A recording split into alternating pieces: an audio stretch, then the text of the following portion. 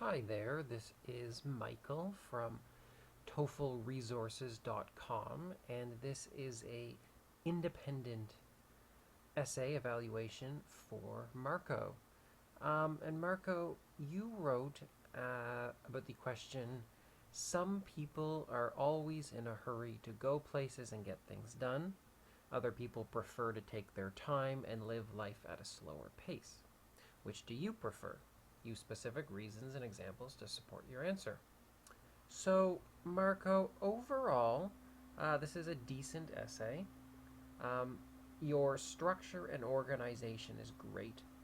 We've been working on this type of essay for a while, and so I'm glad to see that now you've got a great introduction, a couple of good body paragraphs, and a nice brief conclusion.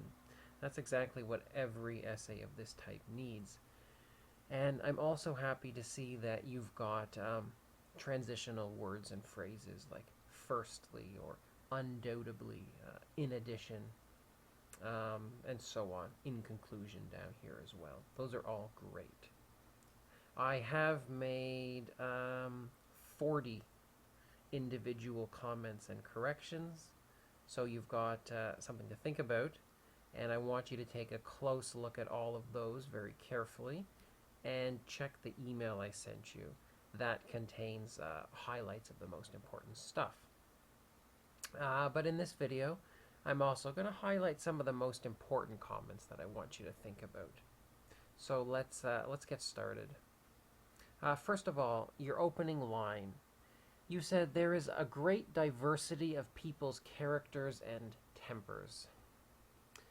You've used this phrase, great diversity, in your last few essays. Basically, I don't really like it. It works sometimes, sometimes it doesn't. You might be using it grammatically correctly, here you're not, but sometimes it just sounds unnatural. I don't know who taught you this great diversity line, but I don't want to see it again. You could just keep your opening sentence simple. You could say, different people have a variety of characters and temperaments. It's simple, but it works. You really want to make sure that that opening line is easy to understand. Don't get off to a bad start with the person grading your essay. Make sure that that opening line is simple, grammatically correct, and impresses your grader. You said tempers. The word in English is temperaments. That's something important to remember. Here you left out the article a. You left it out here too. And you left it out here. You left it out here and here. Here you left out the article the. Here you left out the article a. You left it out here and here and here. That means that one thing you need to study, Marco, is articles. So open your grammar book and take a look at that. If you check the email that I'm sending to go along with this, I'll give you some great links so you can practice with articles. You said in your opening line of your first body paragraph, firstly, it is important to consider that doing things fast gives us the opportunity to save the very valuable resource time. The point I want to highlight here is that you should be using an adverb. Quickly, doing things quickly. So another point you can review in your grammar book is the use of adverbs. Here you used the transitional phrase thereby. Thereby is a tough one to use. It's one of those transitional phrases that sounds unnatural in a lot of circumstances. A better one to use here is as a result. And as a result is a phrase that sounds more natural and is easier to use. And so in order to get the best possible score on this test, I highly recommend that you stick with as a result when you're writing these essays. Let's see where we can go next.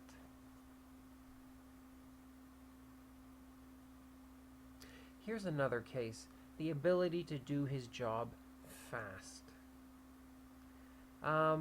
Again, you want to use the adverb quickly. When you're describing the way we do a verb, use an adverb. That's what it means. Adjective, verb, adverb. Here's, you said, to do his job fast, created new time space for his hobbies. Unfortunately, we don't use the collocation time space in English. So that means that this whole phrasing is awkward and unclear. What you could say, for example, is that it gave him more time for his hobbies. I like how you used moreover here. That's a great transitional. I like how you used in addition to start your second paragraph. I often suggest that students just begin that paragraph with second, but in addition is fine. It works pretty good. Here you said, new incredible experience. Well, a better phrasing would be incredible new experiences. Make sure that experience is pluralized. That's a countable noun in this case. And incredible comes before new. The order of adjectives can be really tricky. So that's another thing that you should review in your grammar book. A good grammar book will have a long description of the order of adjectives. And again, if you check the link, if you check the email that I'm including, I'll give you a longer explanation of how to order adjectives and a few links that you can practice with. Let's wrap this up. I like your conclusion. It's short, but it works. It begins with a transitional phrase, in conclusion. Some students really want to write long conclusions. I don't think it's necessary. The conclusion is just a quick summary of what you've already said, and don't waste much of your time writing it. Your time is better spent either writing good body paragraphs or proofreading your work. And the last comment I'll mention here is that you said, well, you didn't say but I put it in. Surely a fast life can easily intensify our opportunities and emotions. It's natural to say that we intensify our emotions in English, but we don't really intensify opportunities.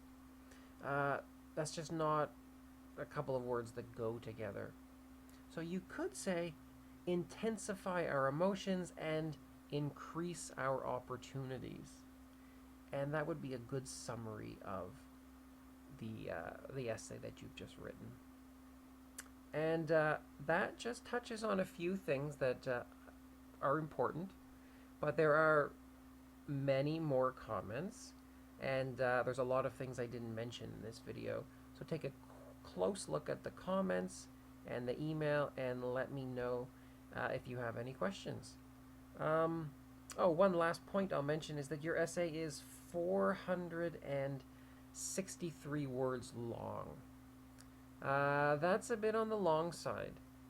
I usually recommend that students write between 350 and 400 words. You don't need to write more than 400. You can, you're not going to lose points, but I always tell my students that their time is better used for proofreading. When you get to 400 words, wrap it up, and if you have more time, don't keep writing. Use that time to look for mistakes.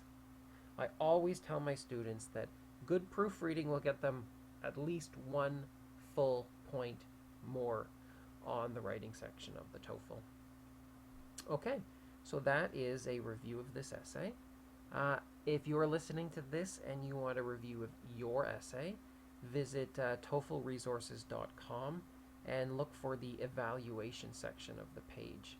I'll put a link to that in the description of this video on YouTube. Okay, thanks very much for watching.